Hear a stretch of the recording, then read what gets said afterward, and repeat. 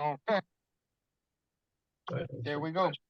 Okay, thank you. I didn't want to Any have that on. profanities now? I have to, my language has to be cleaned up. Yep. Oh, yeah, you gotta be careful. No political stuff or, you know, Shirley, are you in your car? Oh, yeah. she's always in her car. Yeah, always in her car. Didn't they do a show, comedians in cars getting Riding coffee? in cars, yeah. Yes. Comedians having coffee in cars, something like that. Minya said that she may not be here today. She's got an appointment. So she may be running late. Okay.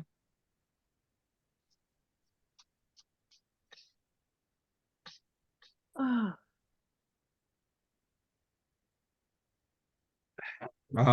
I just had coffee with Emily Pagano, I think is her last name, and she is interested in setting up a task force for Israel activities. Hmm.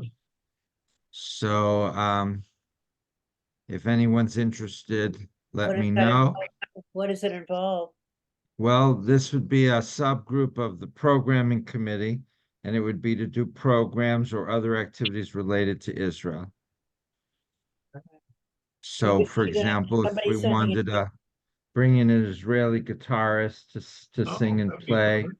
that would be under this. If we wanted to do a program to have a political commentator talk about the situation in Israel, if we wanted to do, something with a church to support Israel, if we wanted to, anything, any activity, whether it be writing or organizing or entertaining related to that. That sounds interesting. Yeah. The Adult Education Committee, I guess Richard's on the committee. Anyone else is on that committee? But Faye, the chair, asked when they thought it would be okay to go to Israel for a solidarity mission. So we had originally thought of doing an Israel trip this coming May, and then we'd postponed it to November. And so no, so the question was, would November 2024 be too early? And their feeling was that yes, it would be. Yes, it would. I agree. And you I would agree agree too. that because if we recruit for a trip in November 2024, basically we would start advertising it now. Right. Makes Now, of sense. course, there are plenty of people going to Israel now, like including some celebrities. The few celebrities who are pro-Israel are going over there and, they spend 2 or 3 days and they, take a few pictures and then they leave.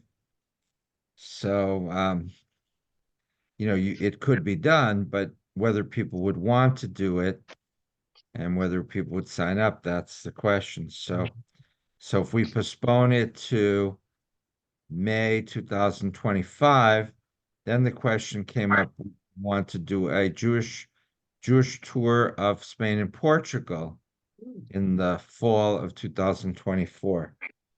That would And be if fun. so, would it be too much to have a trip in the fall of 2024 and then 7 months later, a trip to Israel in the spring of 2025? So we're not sure. Well, when celebrities go to Israel, they bring their own security with them. Exactly. It's what I was thinking, yeah. Um, I know that um, the tour companies are very careful about where they'll, the government is to allow the tour companies to go to, they won't let them go to unsafe places. yeah, but there's, other than, I'm not so much worried about somebody getting killed in a terrorist attack, but let's say there are sirens, we could end up spending an entire day in a bomb shelter instead of seeing the Weizmann Institute of Science. Yeah. And we Right. could have some very irate, group, or not just one day. What if 3 of your 14 days or Yeah. 5 of your 14 days are partially or completely ruined by spending it in bomb shelters? Oh, that's You an know, that that experience. that that would be, something, that wouldn't be catastrophic, but it wouldn't be people want to go to Israel and they're paying a lot of money. They want things to go well. They're not or if 2 or 3 of the day's trips have to be canceled or redone, heavily redone on the spot, you know, I Mm, don't know how people would feel. But the main thing is whether they would sign up, that mm. Not this year. Mm-hmm. so November 2024 is too soon. I think it is. I think so. Yeah. Okay, and would anyone be interested in Spain and Portugal? In the footsteps of the Inquisition? Maybe. Maybe. Depends on price. Right, right. Spain is not usually that Good expensive. morning, Natalie. Hi, Hi. Natalie. Welcome back. Thank you. How was it's Palm Right. Springs? Lovely. Okay. Okay, now we're jealous. Shall we? Okay, are you ready begin? for the opening prayer? Yes, sir, we are. Sure. Okay, everybody's got your sheets, and here we go. All right. Baruch atah Adonai Eloheinu Eloheinu melech melech haolam asher asher kitanu b'mitzvotav v'tzivanu la'asok b'divrei Torah. Blessed are you, Adonai, our God, ruler of the world, who who has has sanctified sanctified us us with your commandments and and commanded us commanded us to engage in the words of Torah. Torah. Amen. Amen. We're on page 110. Parak Aleph, Judah's speech, a plea for justice. Okay, and if you have your Tanakhs, such as the Jewish Publication Society Tanakh, they're just coming out with a gender-sensitive version if you want to buy that. And where are And this one we are on Parshat Vayigash, which is chapter 44, verse 18. The Parsha doesn't start at the beginning of a chapter. And you also have in your books, in your Harvey Fields books, 2 separate introductions to the Parsha. And the essay begins on page 110, Parak Aleph, Judah's speech, a plea for justice. Okay.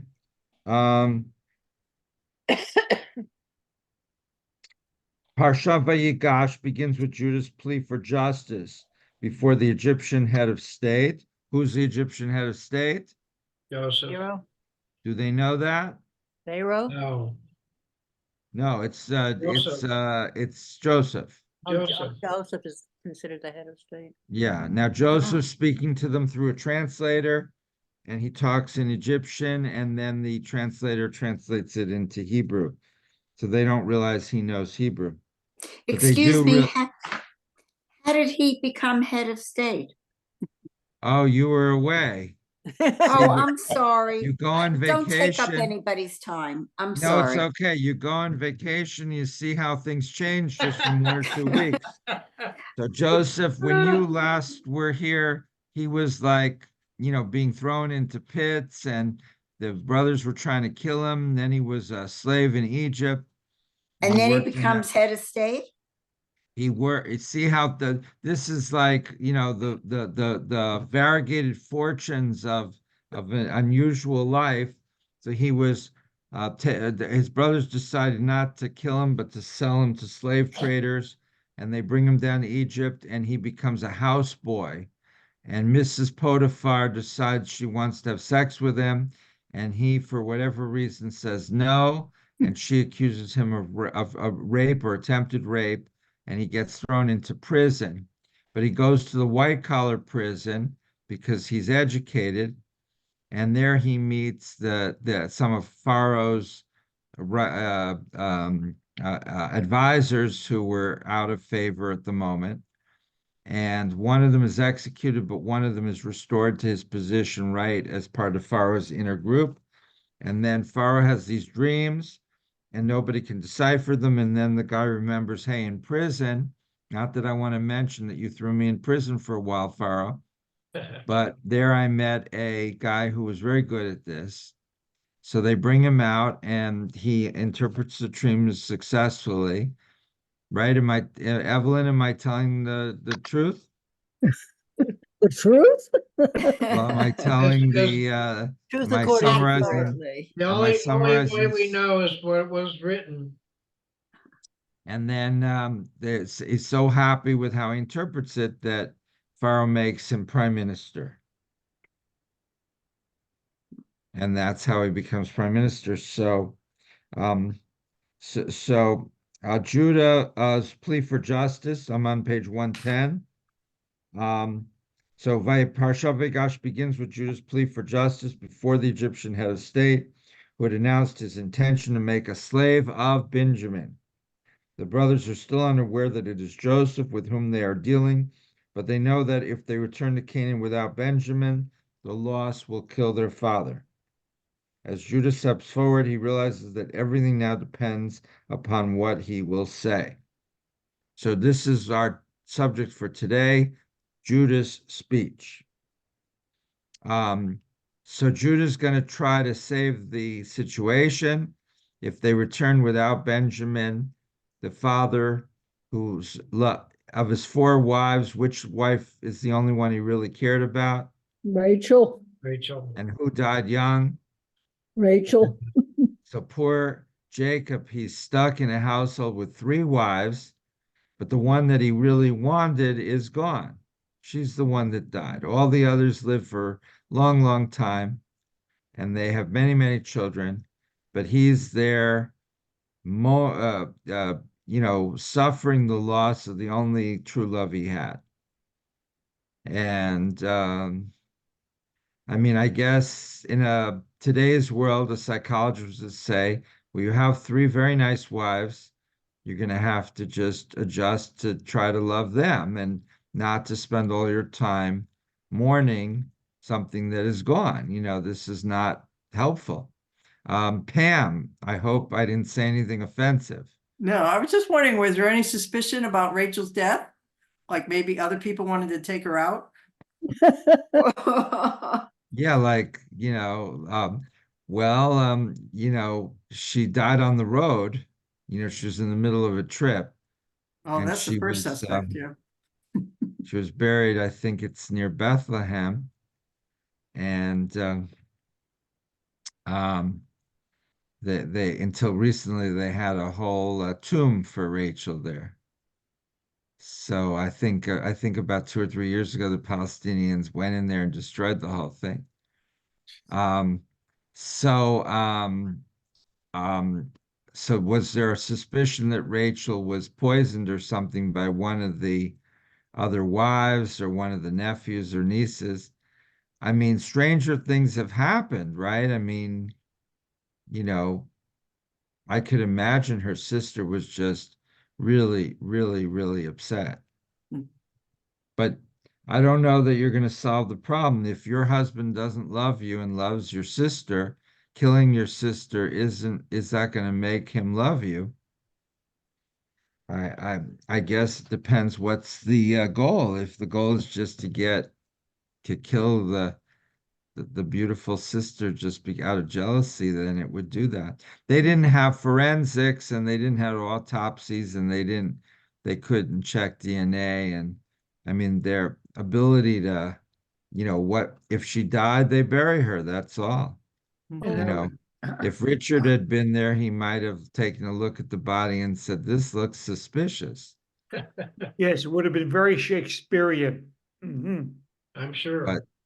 But Friday night I showed my hand to Richard and and he looked at it and Did I cure it? and it feels much better, Richard. So Yeah, I cured it. I kissed it. Ah, if you have any to the Monsignor. The if you hand. have any problems with really Did he have his anything, ring on when you kissed his Ankle brace, hand? Okay, just go to Richard and you'll feel better. It's Mhm. it's almost guaranteed. So so maybe she died naturally, maybe she was poisoned, who knows? Well, we But don't she's really dead. have, we have no Now knowledge of that. now Joseph, the one son, is gone, and now if the other son would be gone, Jacob would die, because that's all he cares about is Rachel and her children. And that's really part of the family tragedy here, that he doesn't care about the rest of his family. So what can I say? People feel how they feel. And maybe he should have hidden it more, maybe he couldn't. But so Judah is trying to save the day. Opening comments. Sai, Judah is not really that prominent one of the 12 brothers, but that becomes the name of the Judeans, and that from there becomes Jews. So we're named after Judah, interestingly enough. Hmm. Okay, any opening comments? Marcia? well, the other sons seem to have accepted the situation about their father's, you know, proclivities, only, caring for Rachel's, and her progeny, so, but they're willing to, to stand up for him, and try to get Benjamin back, so I think that was good of them.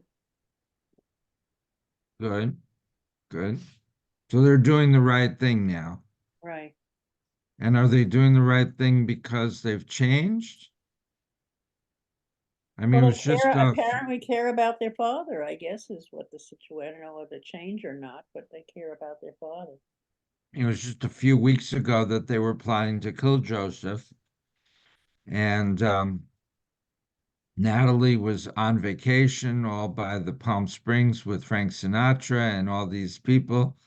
But we were here chugging along, and the brothers were discussing whether to have him killed by snake bites or thirst or lions or Scorpions. scorpions, and eventually they just decided to sell him into slavery, and presumably he would disappear forever and die, very young. I mean, the life of a slave was short and bitter. Evelyn, What is the time lapse from the time he was a young teenager until he became the Grand Vizier?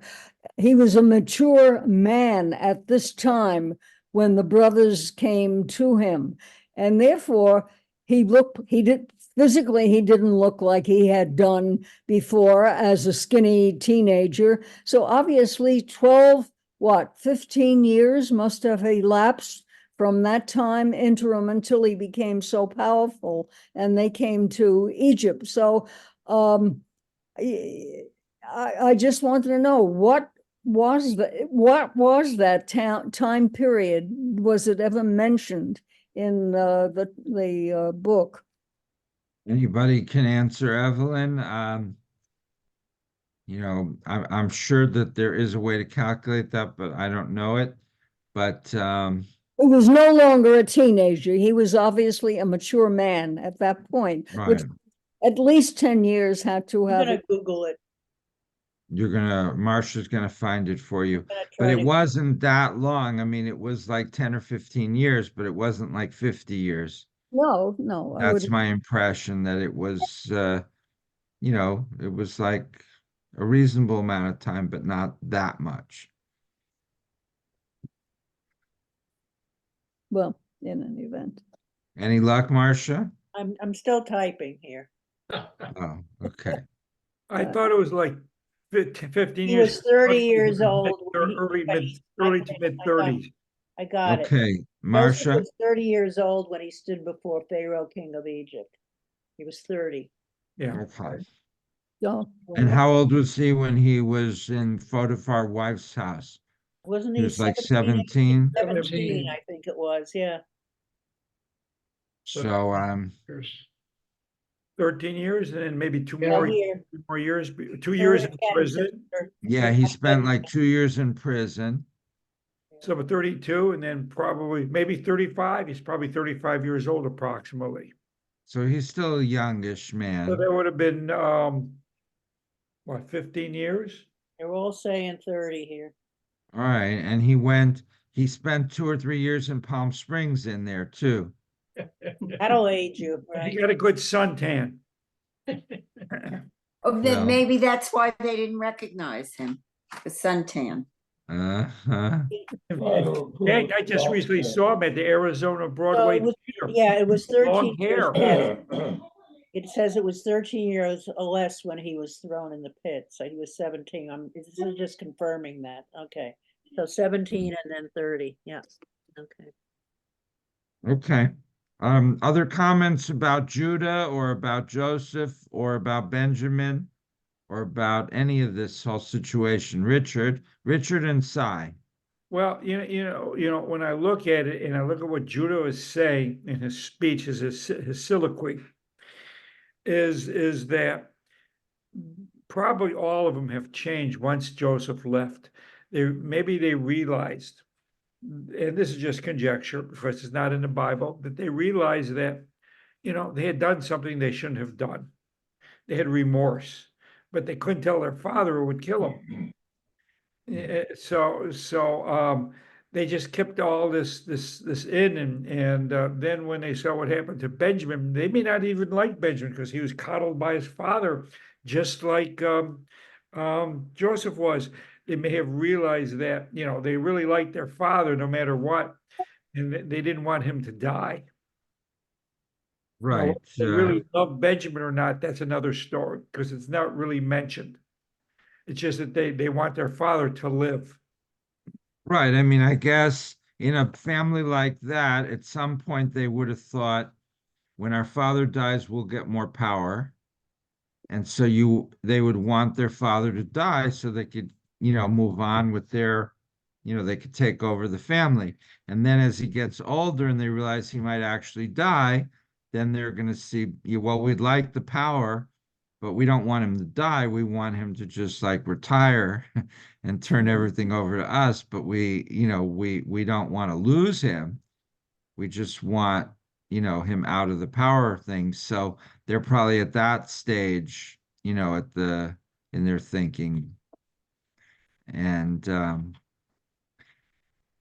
And I guess they're also realizing that having power in this family, there's a limited sort of power, and they're worried about being able to keep things together. Cy and then Pam. I assume it's an important story in the Bible, but I wonder why.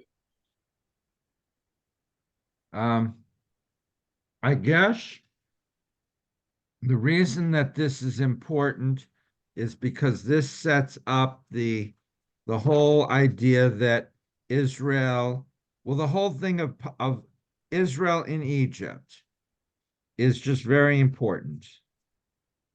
And in Jewish theology, in the Ten Commandments even, it says, I am the Lord your God who brought you out of the land of Egypt. So now why is it so important that the Israelites were slaves and they were brought out by God? That may be a little bit beyond our present discussion, so I don't want to veer off track too much. But I don't really agree with Cy on this. If Cy is saying that all of these stories are interesting but irrelevant, I would tend to disagree. I think that Jewish theology focuses heavily on on slavery in Egypt and the exodus from Egypt. That is really the central idea of Judaism. And it's a later idea. There were other ideas, and then it was pushed in later and became very prominent. Why? That's something we could reflect on at a later point. But I think the whole Egypt this is all setting up the story which is setting up what became the central idea in Jewish thinking. Does that answer your question a little bit, Si? Thank you.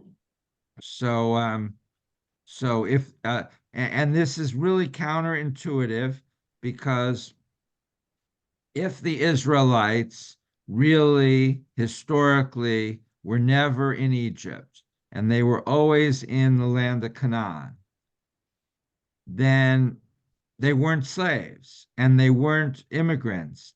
Wouldn't it be better to say the truth? We've always been in Canaan, but we're now the chosen people of God, and our culture and religion is superior to our neighbors. But the Israelites, for whatever reason, don't. They say, we came here and we were given this land by God because we were taken out of Egypt by God and removed from slavery by God. So why they went that direction, whether that was the truth or whether that was not the truth, but they felt that it made them more unique. Maybe there was some deep religious feeling that somehow connected them there. I don't know. But that's, I think, the answer to your question, Si. Steve. Okay, the reason they went to Egypt though is because of the drought and famine. And they needed, food, so that's why they went down there initially. Correct. According to the Torah, Right. from a Jewish theological version, you had to get them to Egypt so that they could become slaves, because that was really important. And you'd have to explain why were they slaves in Egypt. But yes, so they went down there because of drought, and then they went down there for economic opportunity when Joseph opened up a lot of doors. And then suddenly, in the beginning of the book of Exodus, you had a new Pharaoh who... Did not know Joseph. Okay, thank you. Pam, comment. Nothing. You're comfortable with this theological expression, or do you agree with Si that all the Egypt material seems forced? Though, up until the point of the Exodus, God was not an important factor. All Is right. that true? Yeah, I mean, God becomes very different in the book of Exodus than previously. That's a good point. I mean, in Genesis, God periodically appears to Abraham, Isaac, and Jacob and says, I'm going to make a covenant with you. That's it. Suddenly in Exodus, God reappears, tells Moses, I'm the same God who was involved with your ancestors, and I'm going to take you out of slavery and out of Egypt to the land that I will show you, and I'm going to renew this covenant. He's much more active. He's much more aggressive. He's now has a political agenda that previously didn't seem so obvious. So yeah, Si, a new God, a new personality of God, a new aggression, a new determination. Steve. Quick question regarding God in this situation. Were the Israelites aware of the our God, or were they influenced more so in the rituals of the Egyptians? Well, anybody want to answer that? I mean, it could be both. But anyone want to answer that question, Marcia? Shirley? Natalie? Natalie's still on vacation mode. Evelyn? No, I don't see how we could be, I am not informed enough to make a valid comment on it. Okay. Okay. Let me read a little bit more. Interpreters of Judah's speech to Joseph call attention not only to the fact that it is the longest oration in Genesis, but that Judah carefully calculates his arguments and even his tone of voice. His is not a spontaneous presentation. He is pleading for the life of his brother and father. Therefore, he measures every word, every gesture, every inflection. And if you have your Tanakh, you can open it and you can see this oration starts right from the beginning of the Parsha. As I said, this is not the beginning of the chapter. Does anybody have a Tanakh and they'd be willing to read from the Tanakh? Which page? I It's, have it. It's, It's 18, right? It's chapter 44, verse 18. In Yeah. my version of the Tanakh, it's page 72, if you Mine have this exact I have edition. 83. It says, then Judah went up to him and said. Yes, that's the it. one? Yes, Yeah. yes, okay. that's it. Okay, I'll do it. Then Judah Okay. went up to him and said, please, my lord, let your servant appeal to my lord, and do not be impatient with your servant. You who are equal of Pharaoh. My lord asked his servant, have you a father or another brother? We told my lord, we have an old father, and there is a child of his old age, the youngest. His full brother is dead, so that he may alone is left of his mother, and his father dotes on him. Then you said to your servants, bring him down to me, that I may set eyes on him. We said to my lord, the boy cannot leave his father. If he were to leave him, his father would die. But you said to your servants, unless your youngest brother comes down with you, do not let me see your faces. Then we came back to your servant, my father. We reported my lord's words to him. Later, our father said, go back and procure some food for us. We answered, we cannot go down. Only if our youngest brother is with us can we go down. For we may not show our faces to the man unless our youngest brother is with us. Your servant, my father, said to us, as you know, my wife bore me 2 sons, but one is gone from me. And I said, alas, he was torn by a beast, nor have I seen him since. If you take this one from me too, and he meets with disaster, you will send my white head down to Shoah in grief. Shaul is where? Um, It's hell, isn't it? hell, Yes. hell. Yeah. So this is, you're gonna not only send me to die, but A my bad soul will be place. in agony forever. And actually, Okay. what he's saying there should be Judah to himself for what they did. Now, if I come to your servant, my father, and the boy is not with us, since his own life is so bound up with his, when he sees that the boy is not with us, he will die, and your servants will send the white head of your servant, our father, down to Shoah in grief. Now your servant has pledged himself for the boy to my father, saying, if I do not bring him to you, I shall stand guilty before my father forever. Therefore, please let your servant remain as a slave to my lord instead of the boy, and let the boy go back with his brothers. For now, can I go back, or how can I go back to my father unless the boy is with me? Let me not be witness to the woe that would overtake my father. Oh, wow. So, He's okay. putting himself in his place. He said, I'll go. In other words, exchange hostages in effect. Right. Yeah, yeah. He's saying, take me as a hostage and certain death right. as a slave, but leave Benjamin alone, you know. And here's a kid who's spoiled rotten. He probably doesn't like him that much, but he sees that his father would die if Benjamin is lost. So I think that it's a pretty powerful speech, particularly with Judah saying, take me instead of Benjamin. Right. If you're going to do something like this, you have to be willing to put yourself on the line instead of Benjamin. Right. And Judah does that. Yeah.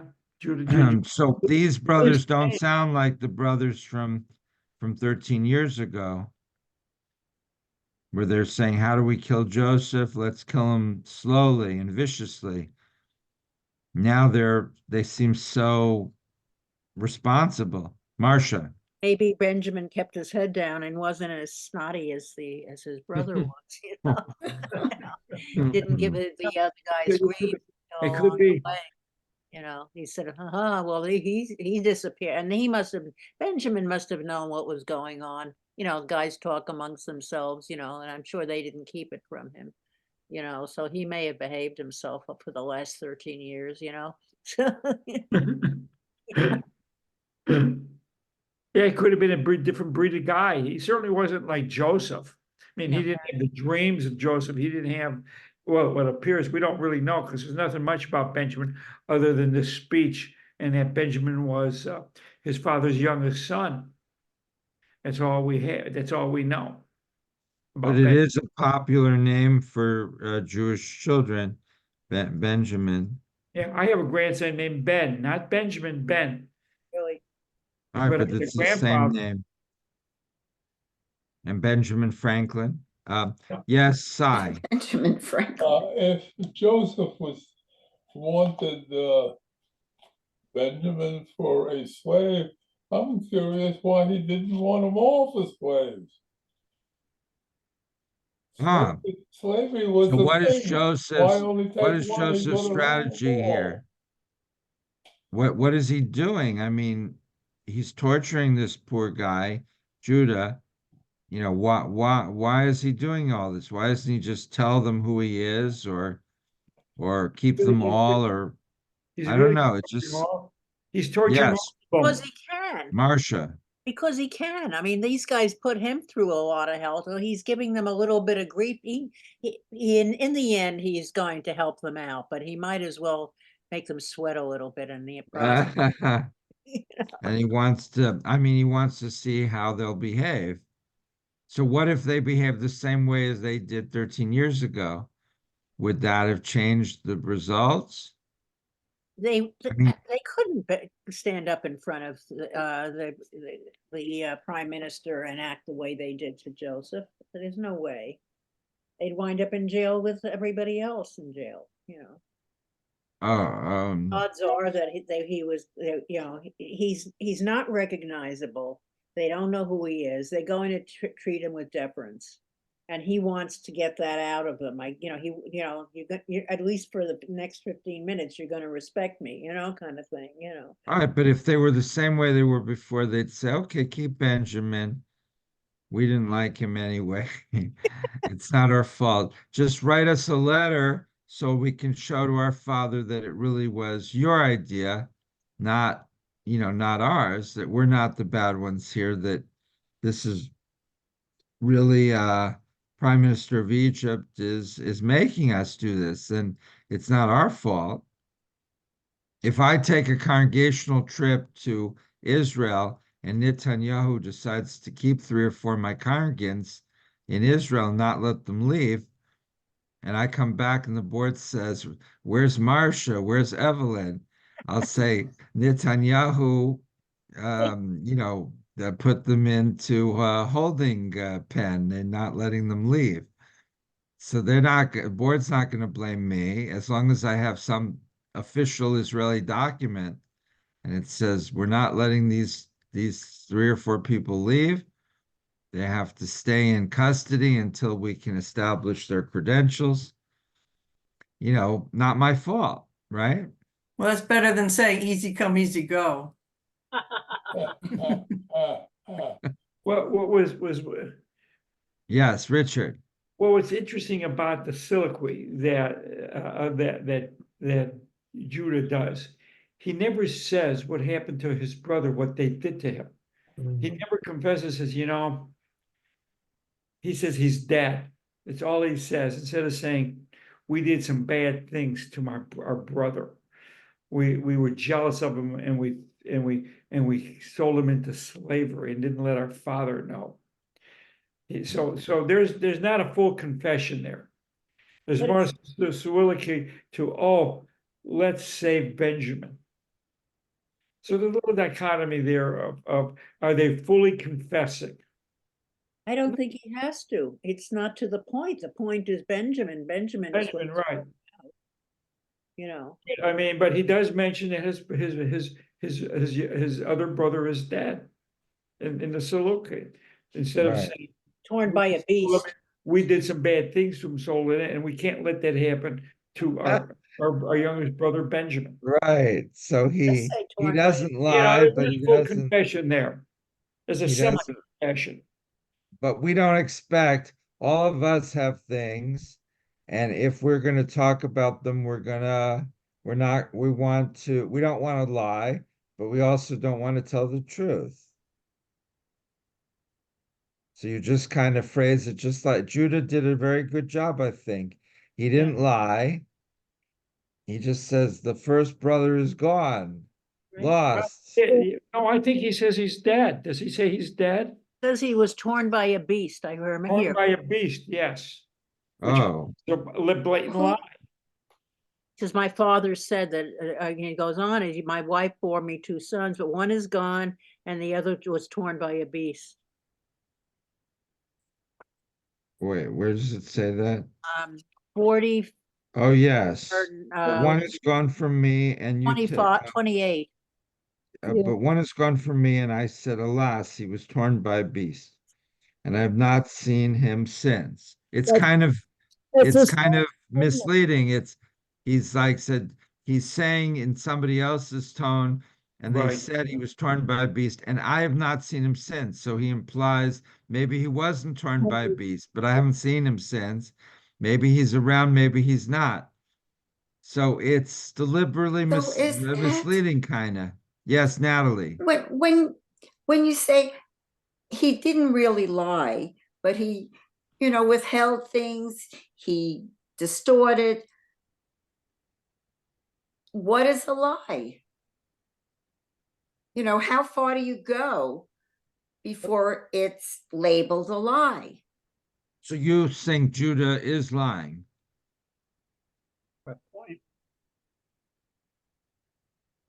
It's sort of like when you talk to the IRS, you phrase it in the right way. So that's not your fault. Well, you say there were certain income sources that were not attributed.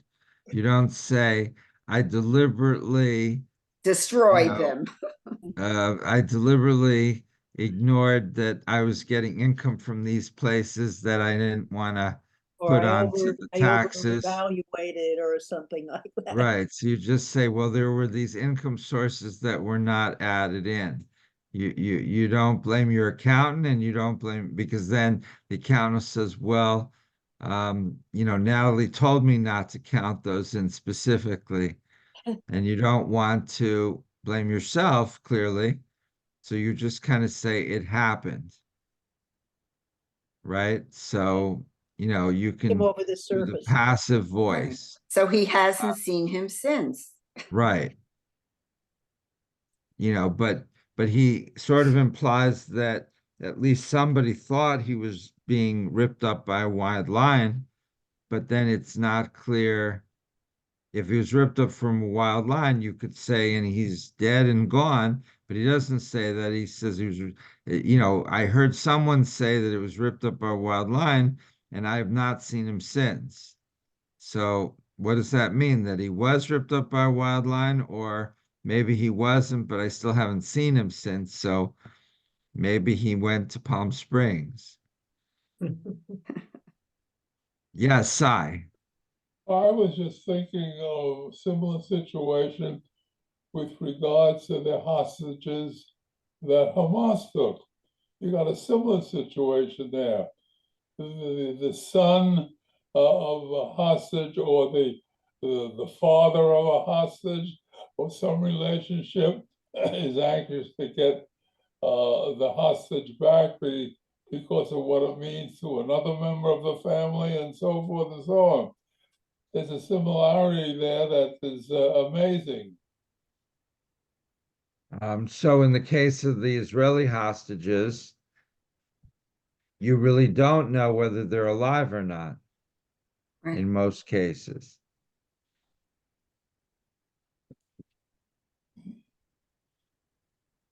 Oh, Okay. Evelyn, Shirley, Natalie, Donna, Well, What? comment, What do you want us to say? whatever you like. Oh, Okay, otherwise, who'd like to read? What do we read from the regular book? Or Fields? From the regular book. Yeah, we read Judah's speech from the Tanakh, so we have that. Unless you want to read further in the Tanakh, when Joseph, chapter 45, Joseph is now going to clear the palace. I'll And he's read. going to start crying. Yeah, it will be interesting more to hear what Joseph had to say. Okay, so chapter 45 in the Tanakh, verse 1, Joseph is now very emotional. Okay, Marcia, you want to read? Okay. Joseph could no longer control himself before all his attendants, and he cried out, "Have everyone withdraw from me." So there was no one else about when Joseph made himself known to his brothers. His sobs were so loud that the Egyptians could hear, and so the news reached Pharaoh's palace. Joseph said to his brothers, "I am Joseph. Is my father still well?" But his brothers could not answer him, so dumbfounded were they on account of him. Then Joseph said to his brothers, "Come forward to me." And when they came forward, he said, "I am your brother Joseph, he whom you sold into Egypt. Now do not be distressed or reproach yourselves because you sold me hither. It was to save life that God sent me ahead of you.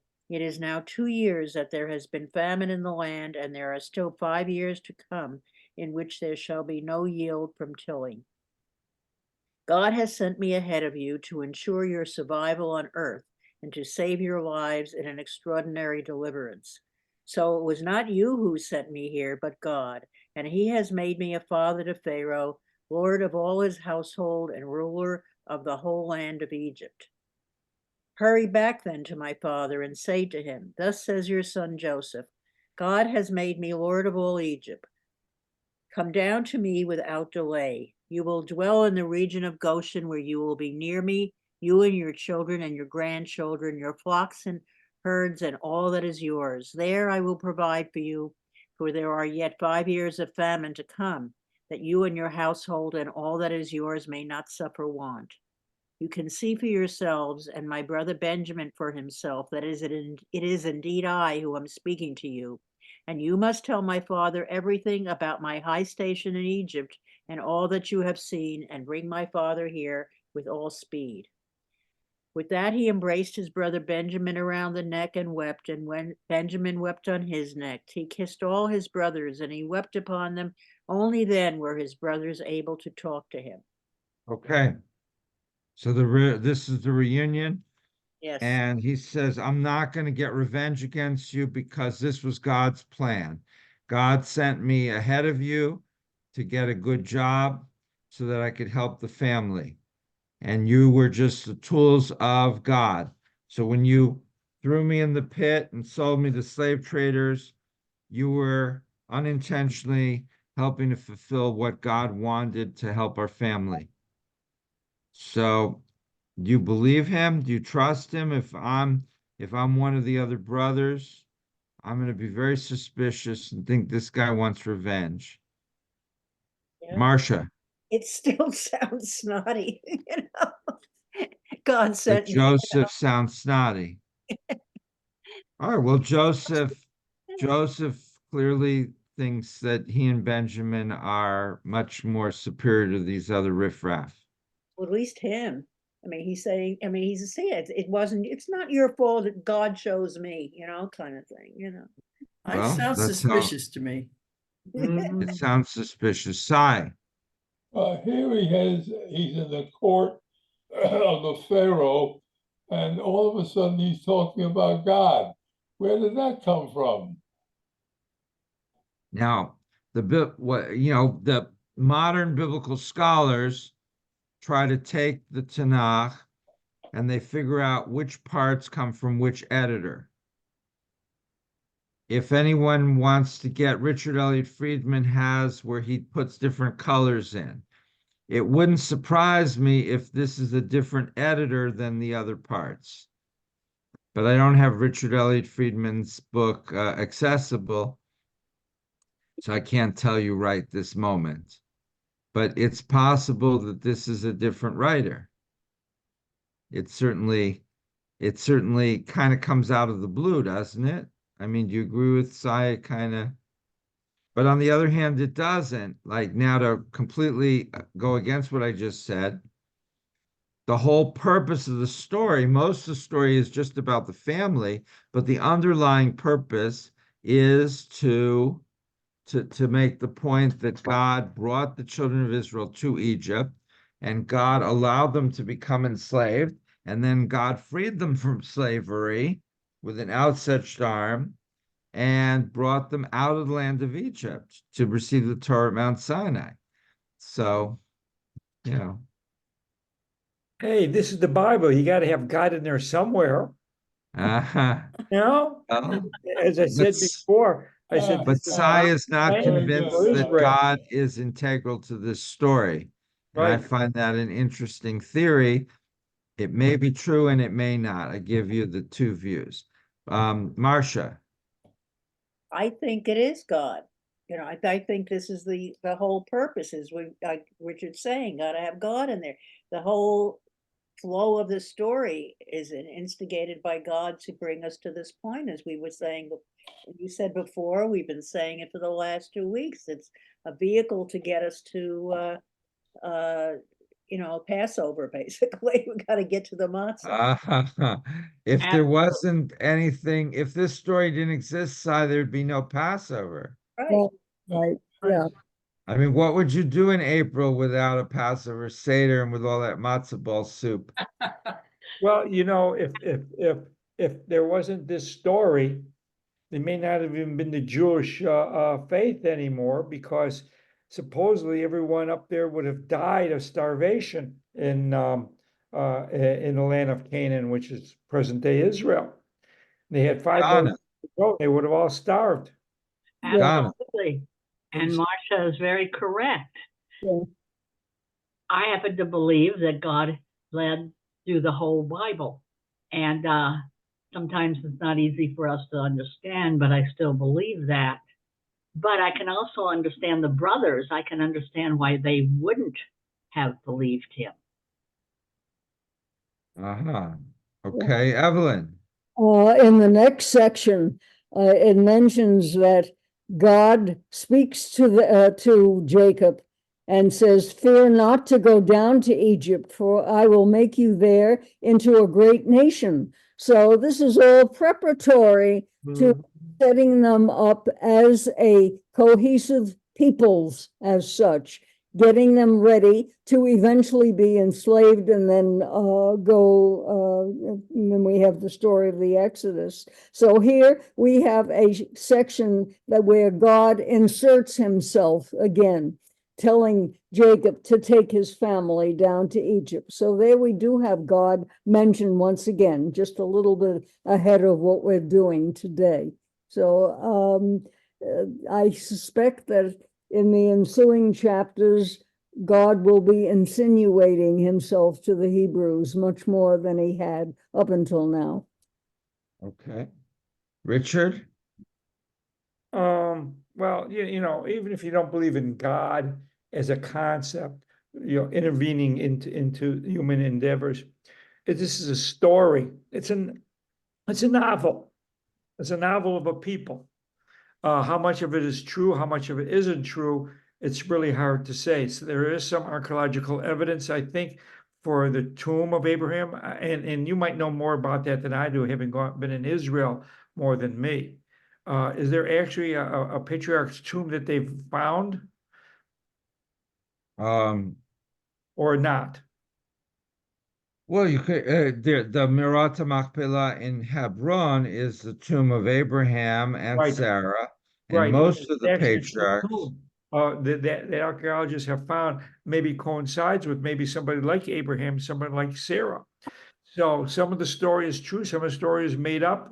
It probably was oral history for 1,000 years or 500 years, and then became written down in the diaspora of was it 586, when the Babylonians took captured Judea and brought them to Babylonia.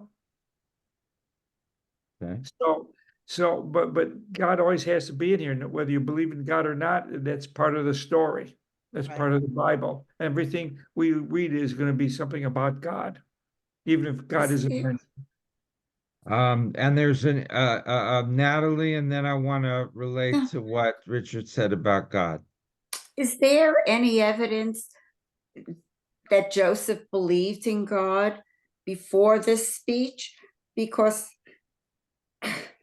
you know, it was very easy to say, God, this is God's plan, and everything that he, related to the brothers.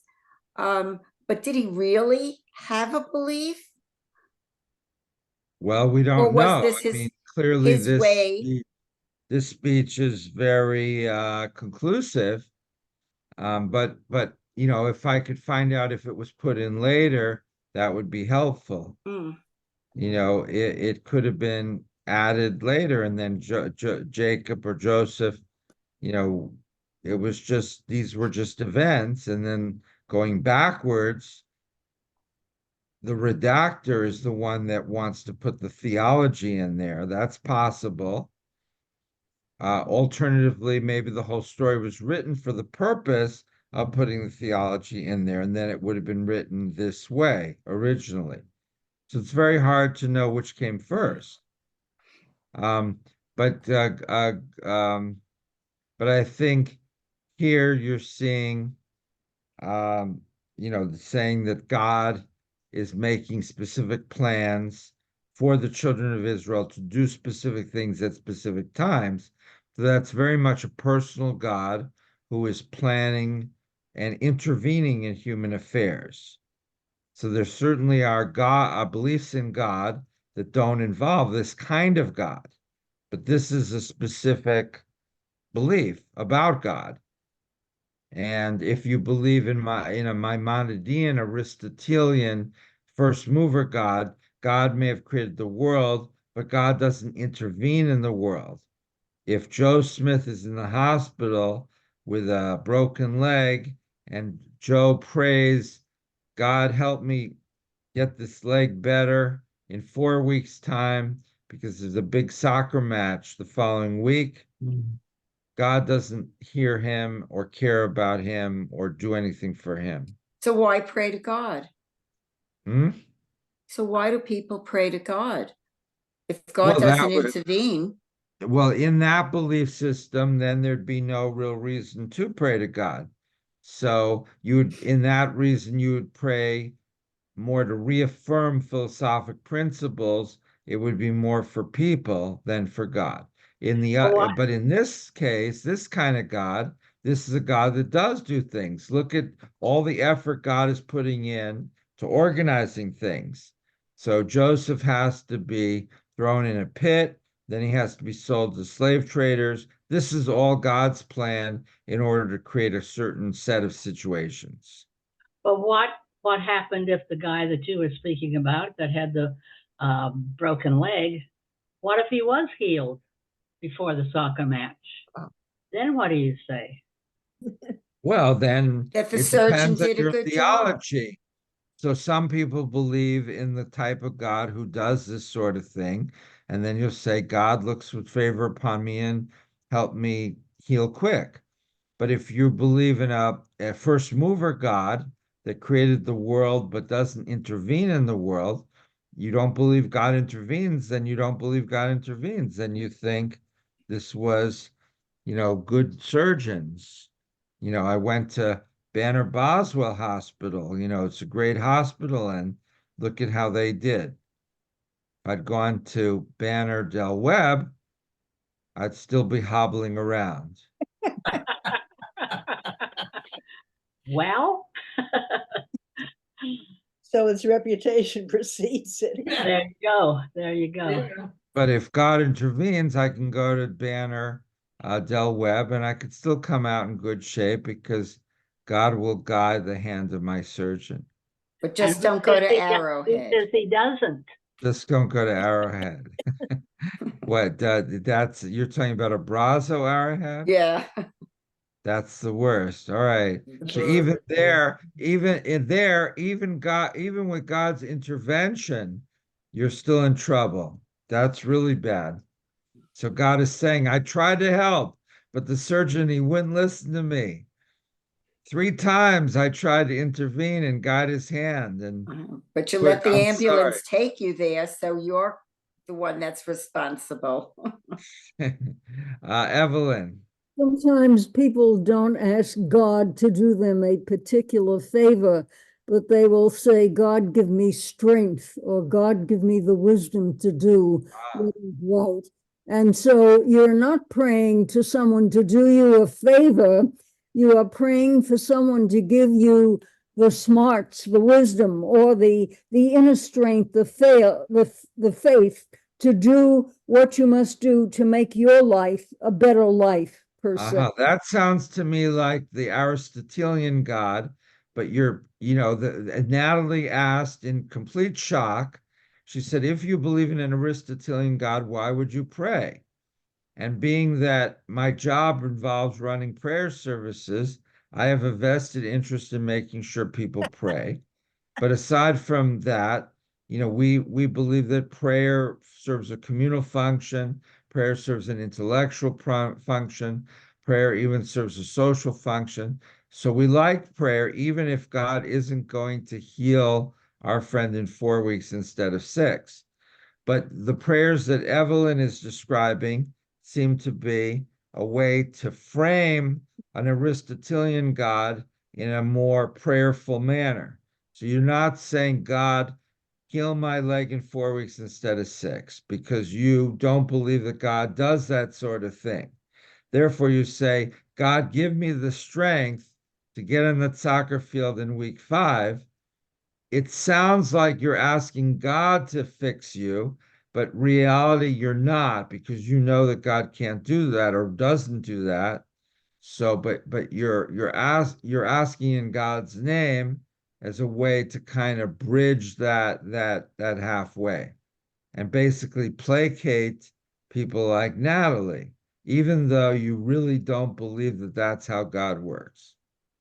Well, at the end of prayers, God is not our servant, number one.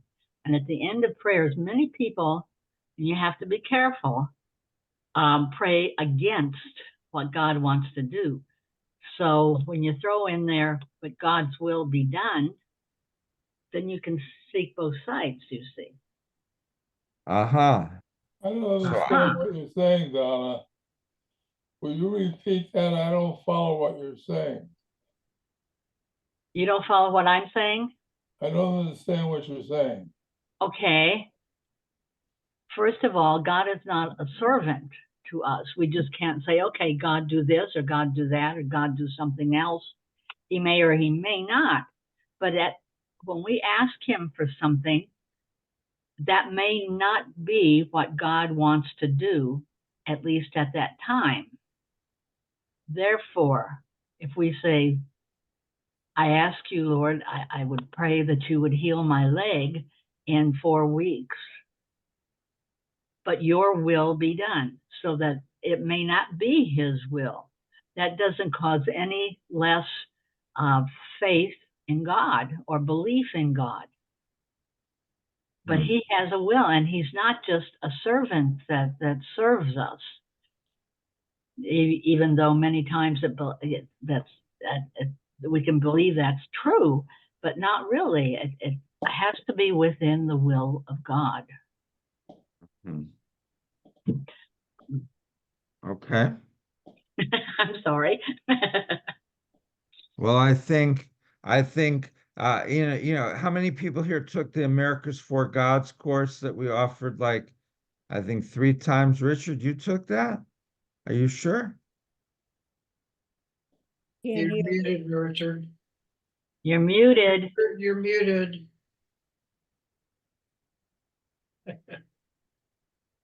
Yes, I took that was the first course I took.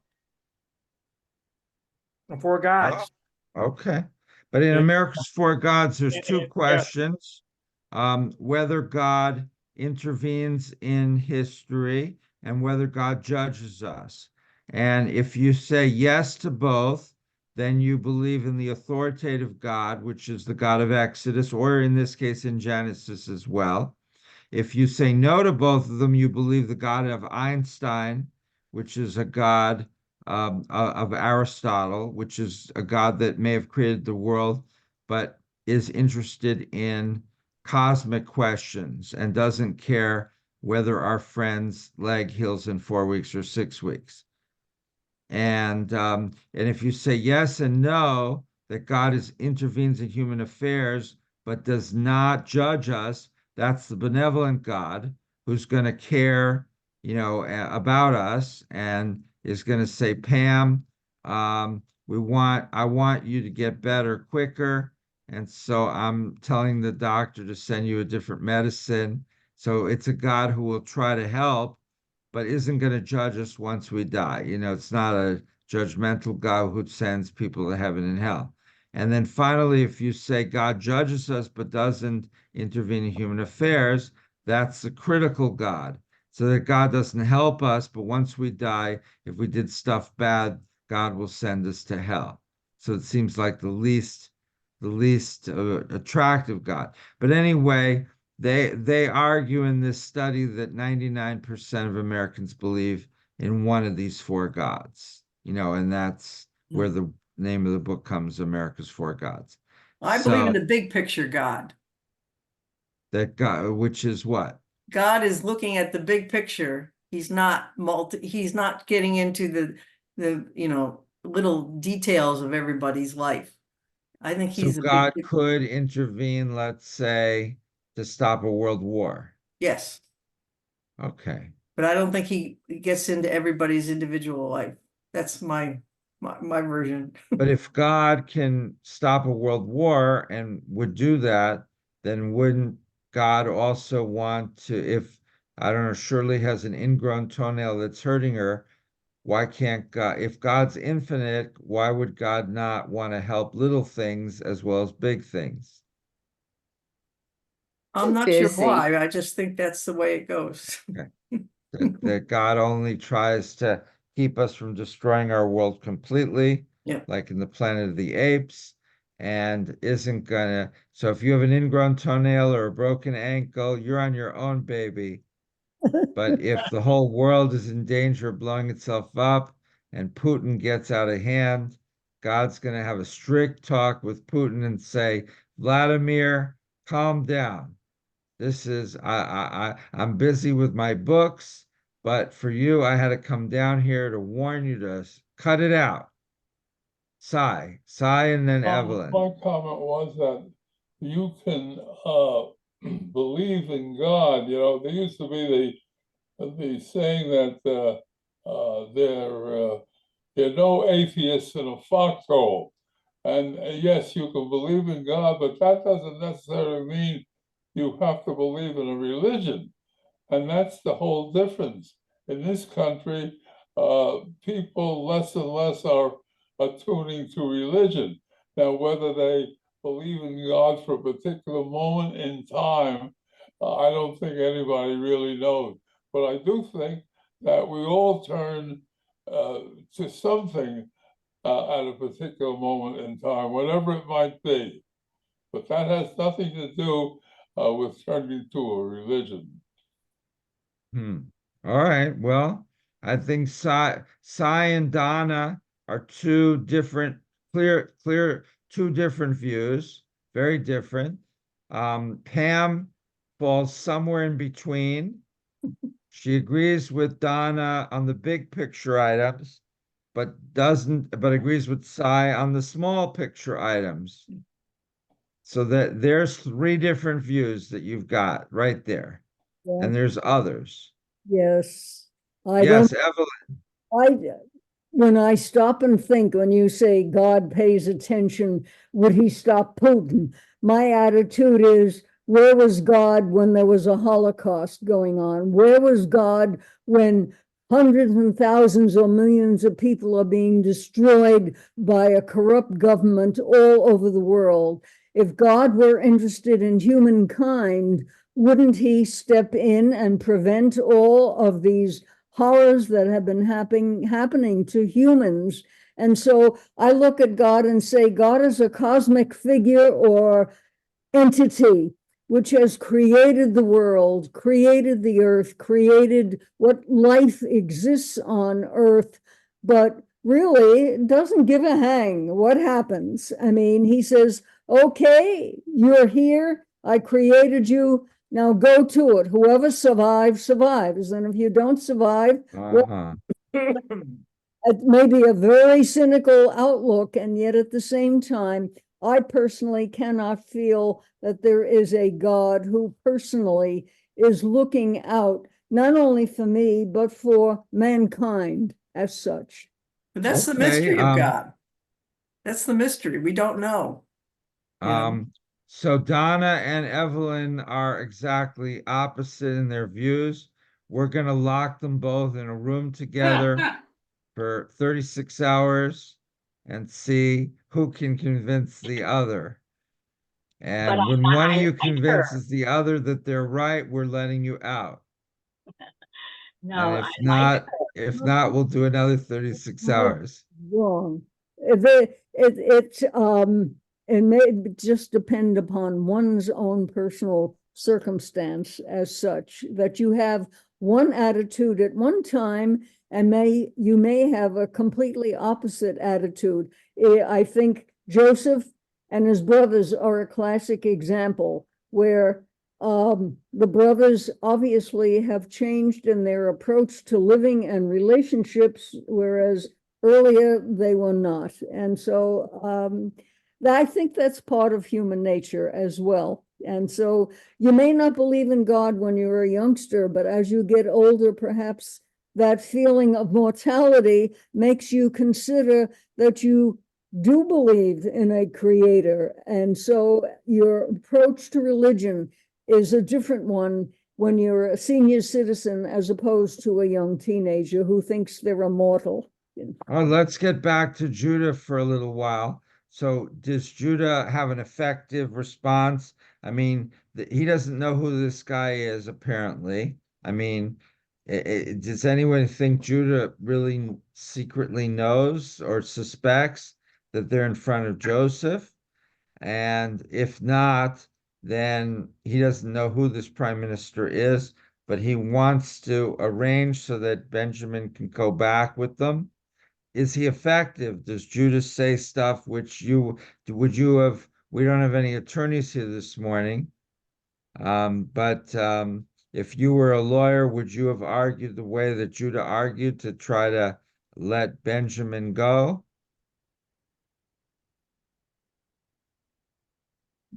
I don't Yes, Marcia. think it was a pretty good argument. I think he did well, put yourself in my place, in our place, our father is so ill and old and infirm, and this was going to kill him. And, how can I go back to my father unless the boy is with me, and he puts himself, up for grabs, switch us out, I'll stay, I don't think he can do more than that, Hmm. All right. Richard? I have another aside to this. When you think about Jacob back up in Canaan, where they're starving because there's no food and they just ran out of the food they got from Egypt, he lets Benjamin go because he knows that hopefully he'll come back, but they need food and the whole tribe will starve if they don't get food and they'll all die. So he is sort of in the back of his mind, it seems to me, willing to sacrifice Benjamin and himself for the betterment of his, or survival of his clan, of his tribe. And Now, Natalie, and then I have a question for Marcia. I don't think it mattered what Judah said because they're showing you all kinds of ploys. You know, he didn't just say one thing, he tried many different, coming in from many different doors and consistently talking about my father, and that's what politicians do, and that's what newscasters do. They repeat the same sentence, the same words over and over and over until it goes into your head. Well, this was a much shorter situation, but if Joseph knew that he was going to free them, it didn't matter what Judah said to him. So what about that? You know, we're trying to figure out which was the best way and what convinced him. But if he already knew what his plan was or what God's plan was through him, then that was what was going to happen. Okay. So Natalie sort of answered the question I was going to ask Marcia. So, but Natalie, you're saying that Judah didn't just use one strategy. He used 3 or 4 different things all in the same speech. Right. So he tried this a little bit, this a little bit. He's trying to see who he's dealing with and what this guy wants. And what's going to stick. And what's going to work. Okay. Mhm. All right, that answers the question there. Now, But you didn't answer if it was predetermined anyhow. mhm. Judah could have recited the alphabet, and that's what was going to happen. So if you read the commentary ahead of time, we won't read it now, but one commentator says that Judah tries to flatter him, and another commentator says no, Judah tries to attack him, and a third commentator says Judah's accusing Joseph of breaking Egyptian law, and so forth. So that makes sense that Judah's just throwing everything. What is it called? You throw it all against the wall and see what sticks, or you're coming at him with everything but the kitchen sink. These expressions. Yes, Sai. Well, I think that perhaps Joseph is playing a game as well. He knows who they are, and why shouldn't he make them sweat for a while, knowing full well what his action might be at the very end? That, to me, that makes a lot more sense. Okay. And why does it make more sense, Sai? Only because he's controlling the situation. He's making all the decisions. As a matter of fact, as I remember the history, doesn't he, when he lets them go, he tells them something about coming back for food or something like that, and they do come back. The whole family comes to Egypt to get food, and he takes care of them. Yes. But Joseph is accusing his brothers of being spies, correct? Well, that's another argument he uses to keep them. Right. But he why knows doesn't what Judah do the obvious and say, we're innocent, we're not spies, we're just economic migrants, we're trying to I have get no idea. food to feed our family, we're not spies, we don't have any government connections, we're not friends with Hafez Assad in Syria, we're just innocent people here. That's what the news reporter told the Russians. And it's probably true, right? He was a news reporter. He wasn't working for the CIA. The CIA is not going to hire a reporter. I wouldn't think, but who knows? Well, you have to remember, Joseph was running the show. So he could do almost anything he wants. And that's another thing where the Pharaoh has passed all these responsibilities on to Joseph. I'm amazed.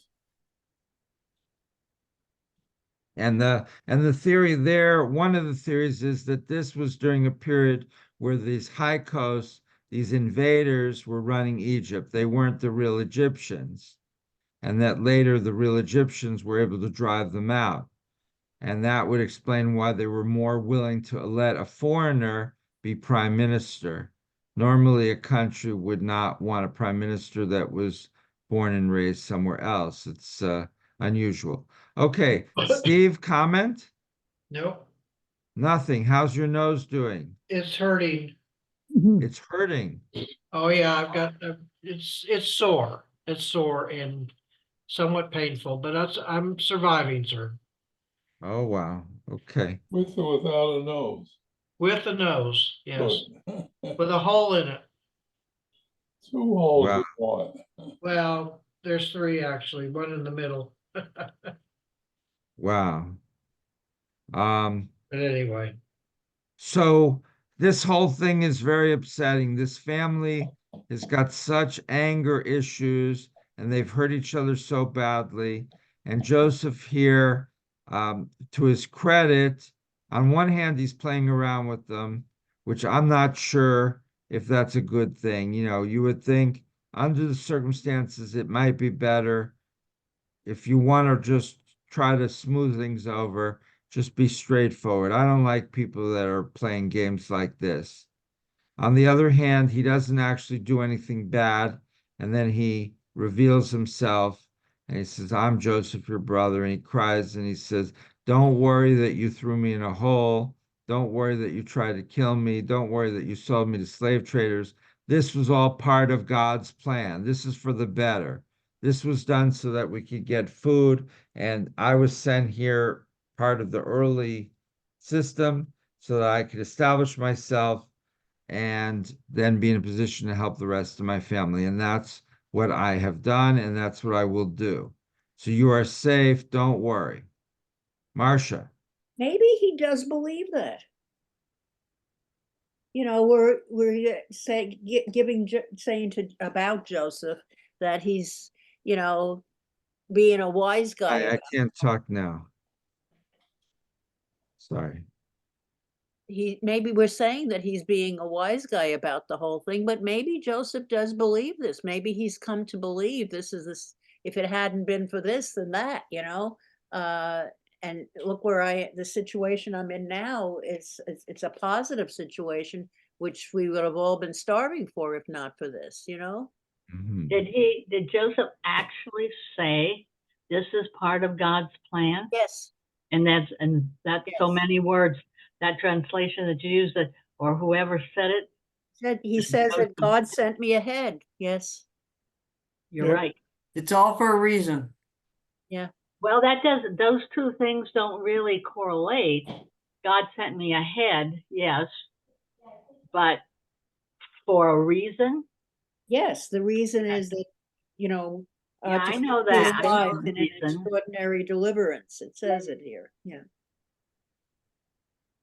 And does it appear then in those scriptures that that his brothers did or did not believe that?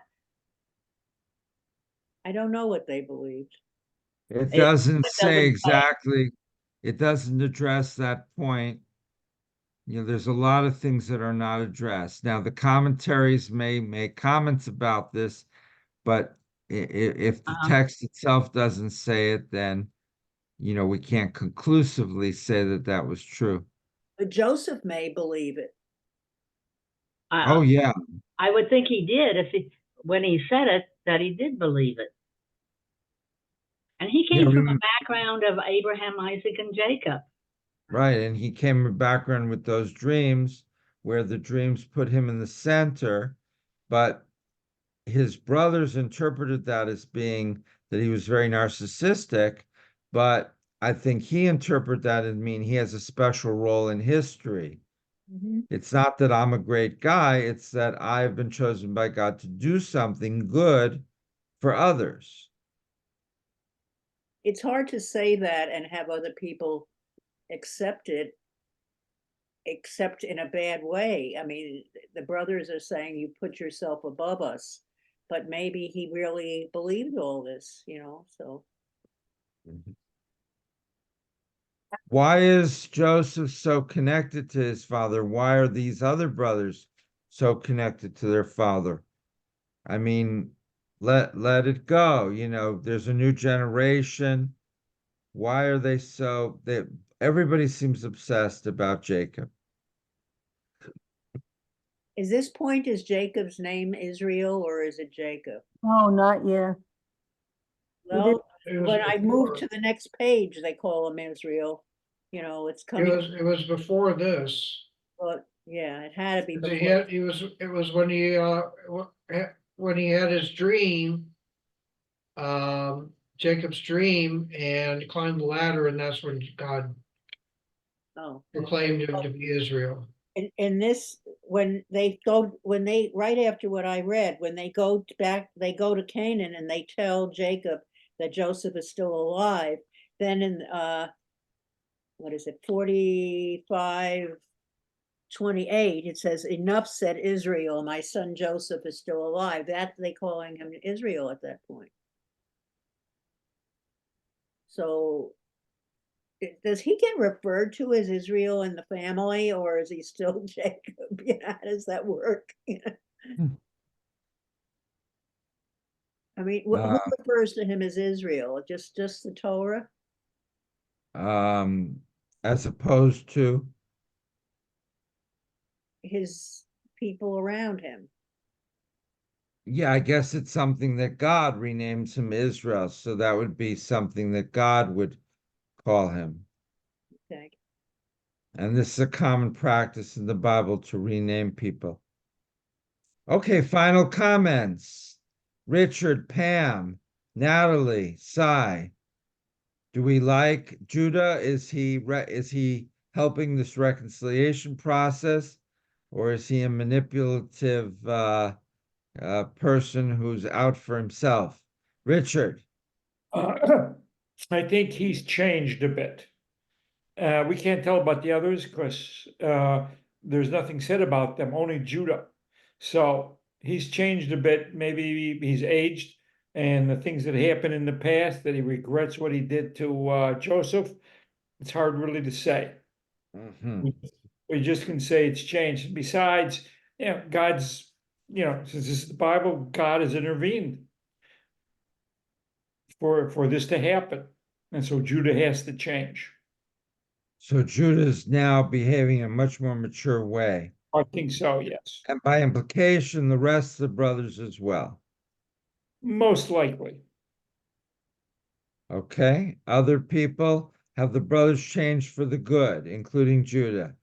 Evelyn.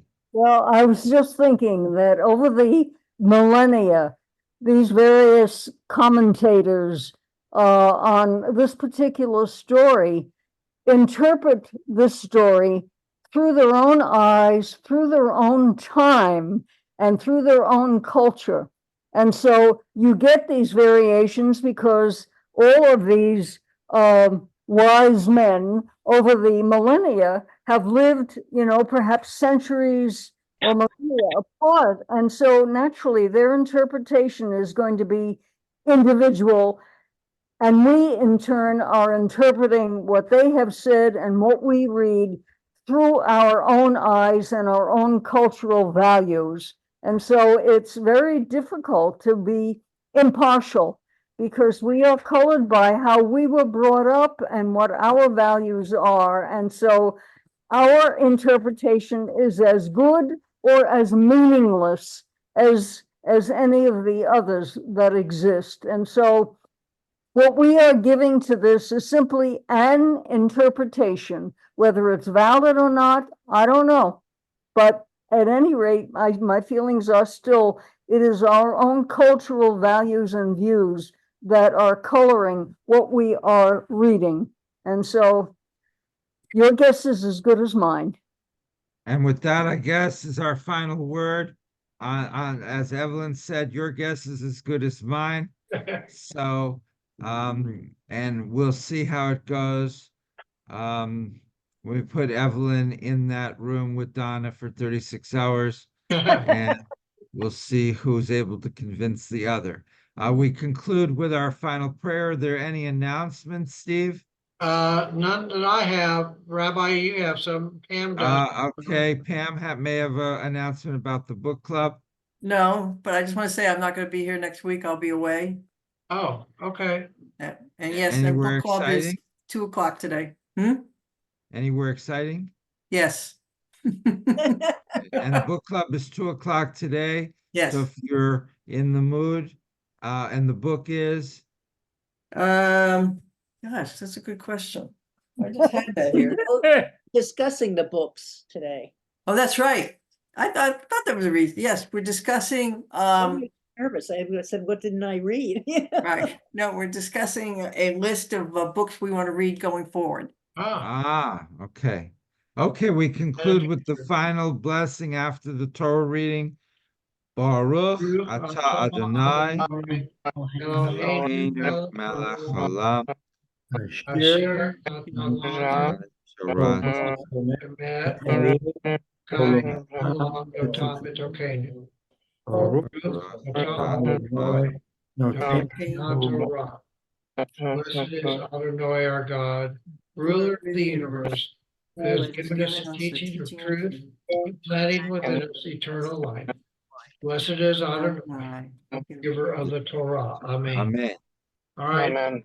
everyone have a good rest of the week. Yep. Take care of yourself, Steve. Thank you. Yes, I take am. care. And have a good time, Pam. Thank you. Yes, and Heal enjoy. fast and well, Steve. Thank you, sir. Appreciate it. Yep.